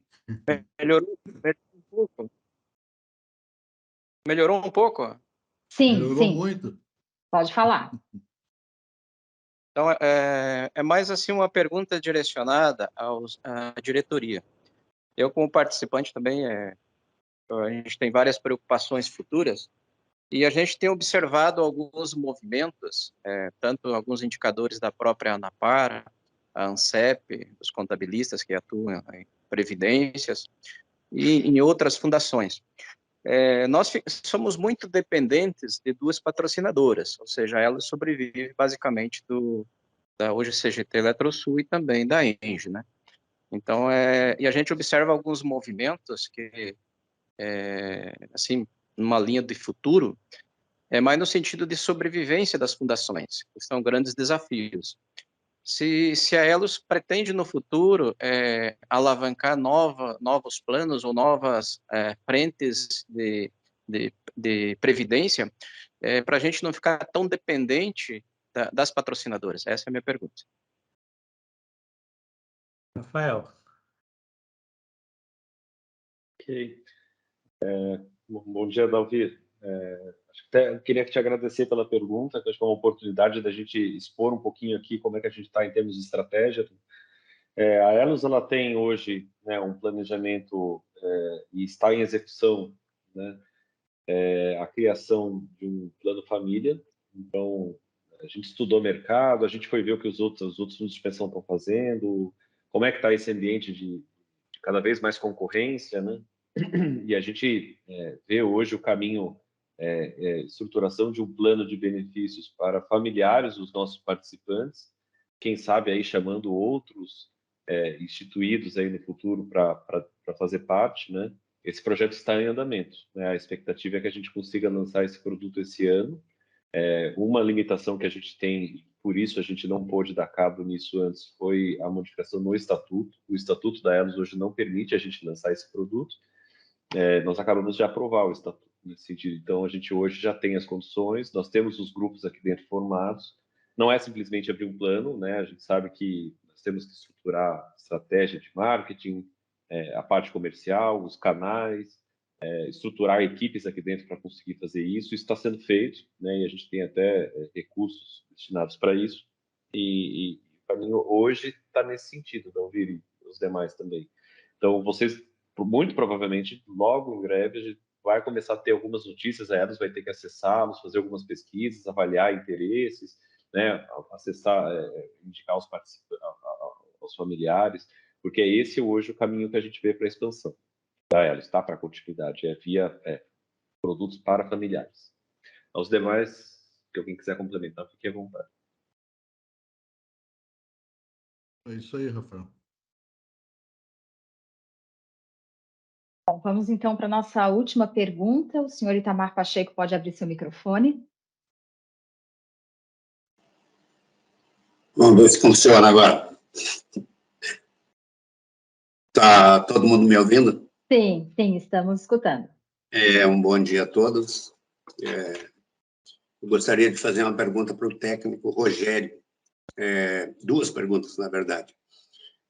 Ele colocou na apresentação dele, só não temos fundos de dividendos. A gente sabe que no Brasil, os dividendos de empresas são muito lucrativos. Inclusive, recentemente se vê uma polêmica entre a Petrobras e o governo em relação a isso. E a outra pergunta é, os fundos, quando contratados, a Elos não opera com taxa de performance, além da taxa de administração? São essas as perguntas. Obrigado. Oi, seu Itamar. Não tem fundo de dividendos, porque quando foi feito um processo de seleção, a primeira etapa do estudo foi comparar as estratégias. Então, estratégias de ações livres, estratégias de small caps, estratégias de dividendos, estratégias de Ibovespa ativo, ou IBRX ativo. Então, foi feito dentro de um horizonte, acho que de 5, 10 anos, em janelas de alta, janelas de baixa, né? E em janelas onde o índice ficava no 0 a 0. E nessas estratégias, em nenhum momento, a estratégia de dividendos ela rentabilizava superior a uma estratégia livre, por exemplo, tá? Então, foi por isso que nós optamos não ter fundos de dividendos. É que dentro daquela amostra que nós utilizamos, né, naquele momento, os fundos de dividendos não estavam performando bem, por isso que nós não temos.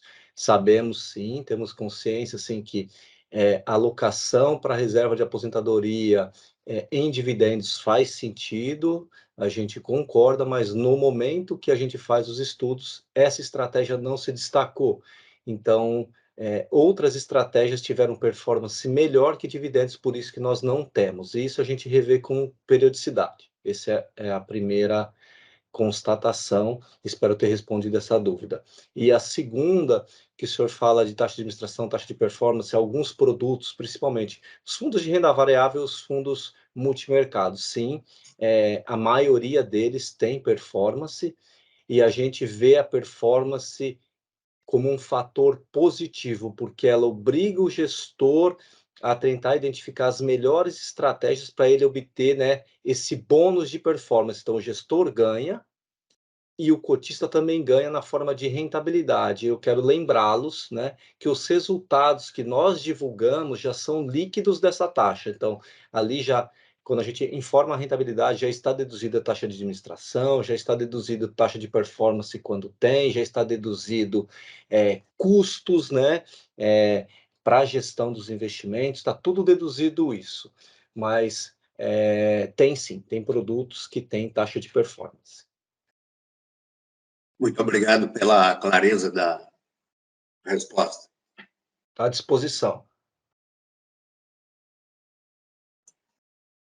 Não temos mais nenhuma pergunta. Gostaria de esclarecer até uma dúvida. Oi, senhor Posso Átila? rapidamente só passar uma informação, talvez o Ezequiel possa me ajudar também. Uma informação a todos vocês, não que vai resolver o problema do déficit, né, de 2021, mas há uma solicitação da ABRAP junto à Previc, né, Ezequiel, da suspensão do déficit de 2021, né? Não que isso resolva os problemas, né, mas estamos nessa expectativa. A Previc olhou com bons olhos nessa solicitação, só que até o momento a gente não tem nenhuma resposta, sobre esse pedido, né? É isso. Não queria criar uma expectativa, mas já que o Roberto levantou, existe sim, está tramitando, em função de que o ano passado ele foi um ano atípico, né?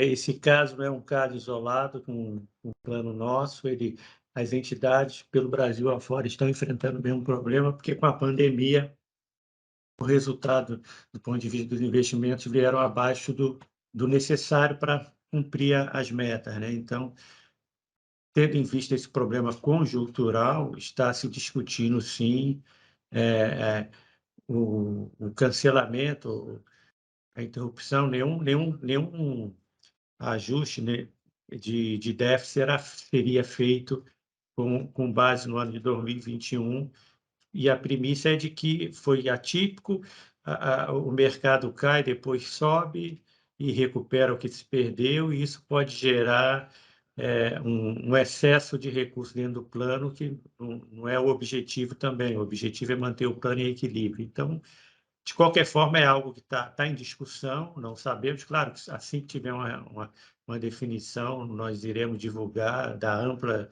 divulgação para todos, né? Se de fato a Previc suspendeu os equacionamentos de déficit de 2021. Aí a gente não haveria necessidade de cobrança de nada no ano seguinte, né? Aí sim vamos aguardar o fechamento, aí seria o caso de aguardar o fechamento de 2022 para ver como se comportou durante esse ano e como ficou o resultado, né? Mas, de qualquer forma, isso é algo, a gente não tem nada, garantia de nada, é uma discussão que está ocorrendo. Alguns mais otimistas acham que a Previc entendeu o pedido e está muito propensa a aceitá-lo, mas, de qualquer forma, a gente só trabalha depois que saia assinado lá a definição, aí sim a gente divulga. Acho que era isso. Bom, chegaram mais 3 perguntas, mas a gente tem tempo para mais uma até meio-dia, então o senhor Átila pode abrir o seu microfone, e as demais perguntas que forem chegando, vocês podem ou registrar pelo chat, a gente vai responder na sequência, né, após o término dessa apresentação, ou podem entrar em contato com a gente pelo nosso atendimento, que as perguntas são direcionadas à nossa equipe também, serão respondidas pela nossa equipe. Pode ficar à vontade, senhor Átila. Bom dia a todos. A dúvida é o seguinte: a Elos participou de investimentos em SPS criadas pela Eletrosul. E eu sei que esses investimentos não tiveram um resultado muito satisfatório. Então, o que eu gostaria de saber é o que isso impactou no déficit, se esses investimentos feitos pela Elos, junto com a Eletrosul, nessas SPS, se criaram algum déficit para Elos, e se esse déficit pode ser questionado junto à patrocinadora ou junto à justiça.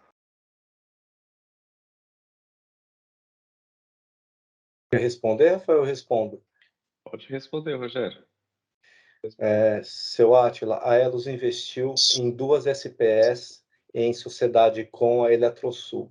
A primeira SPE era o Irapuru, que era uma SPE de transmissão de energia. A Elos tinha 25% no capital daquela empresa e a Eletrosul tinha os outros 75%. Esse investimento deu um resultado extremamente positivo para os planos Eletrosul, na casa de IPCA mais 15% ou 16%. Tá? O outro investimento era uma SPE chamada Livramento Holding, que era um investimento nas usinas eólicas. Ali a Elos ela tinha um investimento aprovado na ordem de 10%, 49% era da Eletrosul, se eu não me engano, e o restante era de um fundo de participações. Esse investimento ele foi um insucesso, né? Ele acabou não performando, porém a Elos tinha uma cláusula, né, acordada com a Eletrosul de garantia de rentabilidade mínima, tá? Essa discussão ela foi parar num fórum de arbitragem, tá?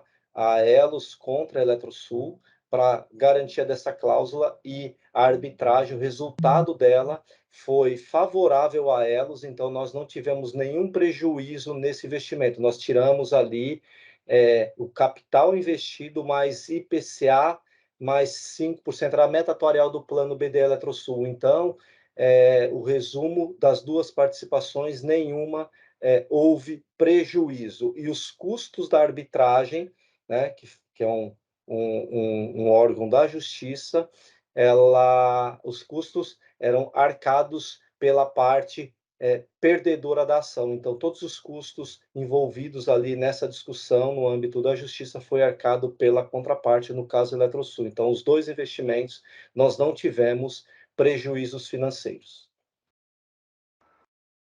Ok, obrigado.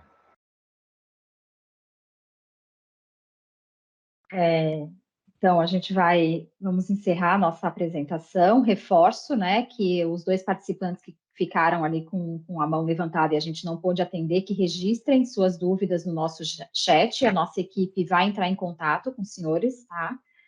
Para responder esses questionamentos. Teve uma dúvida de um dos participantes que perguntou quantas pessoas estão participando dessa live, né? A média de participação foi em torno de 85 pessoas, tá? Ao longo dessa manhã.